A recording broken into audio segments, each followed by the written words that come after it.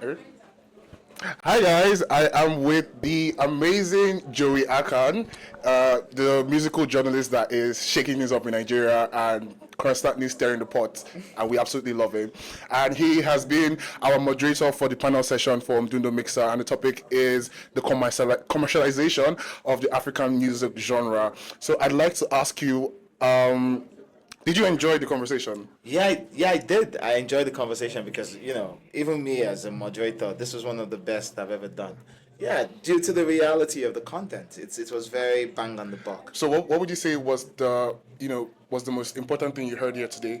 Most important thing I heard here today is basically about see too many important things, but the most important one I heard here today is how we need to clean up our act as we're trying to export it. So we have a lot of problems in house. We have a lot of structural issues, behavioral issues, but if we're exporting, then we need to operate on that standard, and it doesn't fly. So what's the advice here for a lot of Nigerian artists is, yes, I know at home you can, find leeway to operate under the radar, but over there, the law is the law, the contract is the contract, and the deliverables are the deliverables, and we should always focus on being excellent at every time.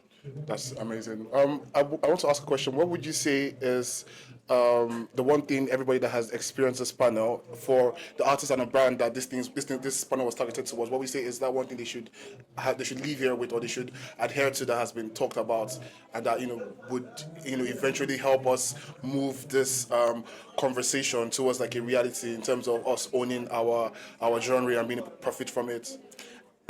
One thing I think a lot of people should take here from this entire panel and the conversation is how much narratives matter. So, in as much as we're growing, we're expanding, and we're looking to like push through every ceiling and pierce through every obstacle, we still need to understand that we should not give away parts of ourselves to be able to fit in.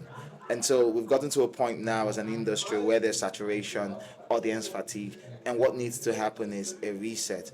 Reset looks too big a word, but when you look at the basics of it, it starts from resetting the narrative, understanding that we're beyond what we think we are, we're beyond what we're selling, and we should also seek to start selling all the other more peculiar parts of ourselves that aren't exactly tied to the mainstream. That's what I get from here. And just to remind me, I have seen your tweets where you've talked about the audience fatigue and the reiteration of a formula that Afrobeat has kind of hung on to. Yeah. And it scares me sometimes because I tend to believe things you say. But do you honestly believe that this is the direction Afrobeat will take, or do you still feel that you might be wrong and things might still pick up or get back to that upwards movement? Okay, so I like to think, while I maintain humility in my ideas and my analysis of the game, because I'm always, I've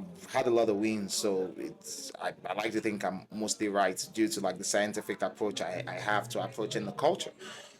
But I like to believe in miracles. I know I'm an alarmist. I know yeah, I'm an alarmist. Yeah, because I'm the only one that rings the bell and cries wolf when there's a wolf at the door. Sure, sure. But I would love to see an industry that, disproves everything I say. That's the point of being an alarmist. That people should work to should listen to your alarm when you sound it, and then try to, neutralize the threat. The threats we have now are simple. On a creative angle, we're not creating anymore. We call ourselves a creative class, but what we're doing is simply production. We're doing content production now. Yeah, that's why everything sounds the same, because everyone's just cranking it out because of the deals and the boots on the ground. So yeah, exactly. So I want us to move on a creative angle. I want us to move beyond, to move back to our creative model where people search deep in their souls and their hearts, or maybe they go to their village and the gods there give them something new. Yes. But we need novelty, because what we have still, law of the niche marginal utility is in, and we're suffering for it. On a business level, I want us to think about us as a unit and a whole entity on its own, rather than a feeder team to all the markets outside Africa. So while we're taking money, we're doing all the good things, we're getting the numbers, the streams are coming and they're deluding us.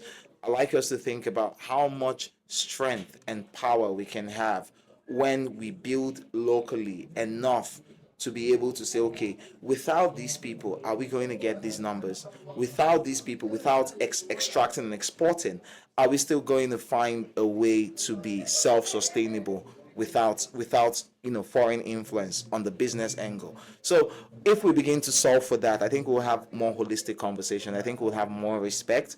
And I think the money that anyone's offering us, no matter what they've offered, might offer you $1 million, but think of the money they're offering the people in the Caribbean. Think of the money they're offering to the Koreans. These are people who come from the global south and spaces where they aren't America, and they found a way to imbue respect and commercialization into their art. So we need to sort that out locally, and then everything else would 10x. Thank you very much. This has been a very insightful conversation. I'd like to give everybody each of you a hug if you don't mind. Yes. Let people know they can support. Mdundo is an African digital streaming platform, and you should support your artists legally. And on Mdundo, it's free to download music instead of going to an illegal website. Download from Mdundo and let the artists eat and let them enjoy your work. Let them, let the money enter their pockets. Thank you. This is Great and Joey signing out. Thank you.